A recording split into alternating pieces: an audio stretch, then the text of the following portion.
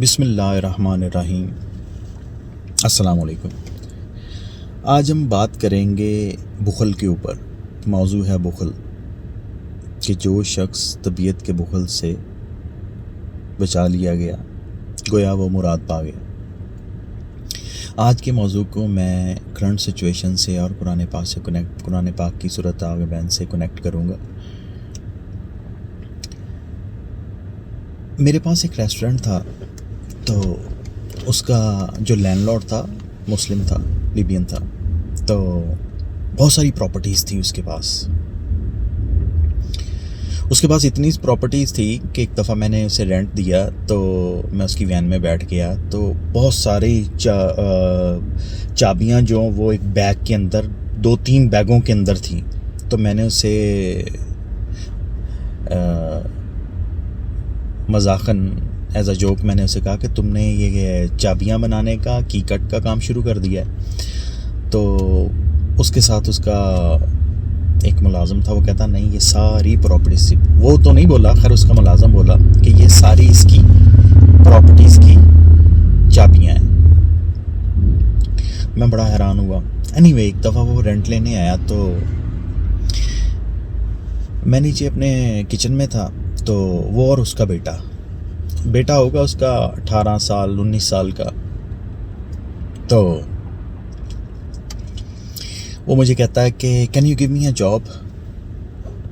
میں نے کہا، میں نے اس کی بڑے غور سے دیکھا اس کے منہ کی طرف، میں نے کہا یار you the landlord in this property, تو how can I give you a job. تو وہ مجھے کہتا ہے اشارہ کر کے، اپنے فادر کی طرف اشارہ کر کے کہتا ہے کہ when this bastard go under the ground then I become a land lord, then I become a owner this place.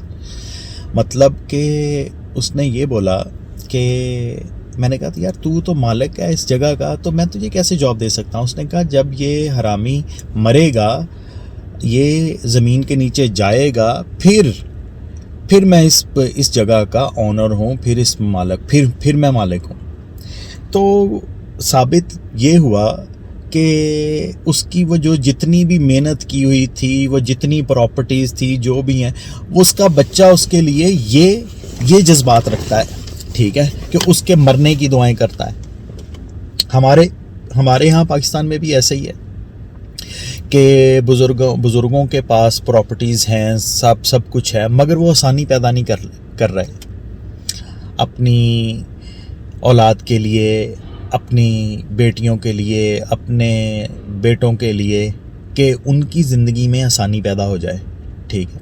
اور وہ کہتے ہیں ہمارے جیتے جی یہ ہم کچھ نہیں دیں گے، کچھ تقسیم نہیں کریں گے، اور بیٹیوں کا تو موسٹلی حصہ ہی نہیں ہے نا، بیٹوں کا ہے، وہ بھی کوئی 100 میں سے کوئی اکا دکا ہے، کوئی دے، ادروائز ویسے ہی کھا پی جاتے ہیں، دینے والا چکر ہی نہیں ہے، اور بعد مرنے کے دینا ہے تاکہ بعد میں لڑتے پھرے۔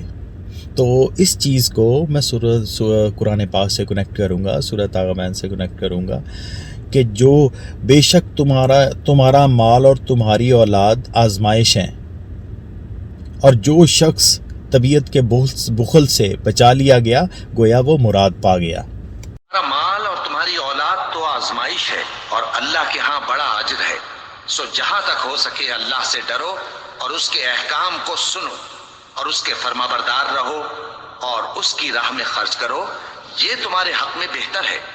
اور جو شخص طبیعت کے بخل سے بچایا گیا تو ایسے ہی لوگ راہ پانے والے ہیں۔ اگر تم اللہ کو نیک نیتی سے قرض دو گے تو وہ تم کو اس کا کئی گنا دے گا اور تمہارے گناہ بھی معاف کر دے گا، اور اللہ قدر شناس ہے، بردبار ہے، پوشیدہ اور ظاہر کا جاننے والا ہے، غالب ہے، حکمت والا ہے۔ اور انشاءاللہ ملتے ہیں اگلے موضوع کے ساتھ۔ فی امان اللہ۔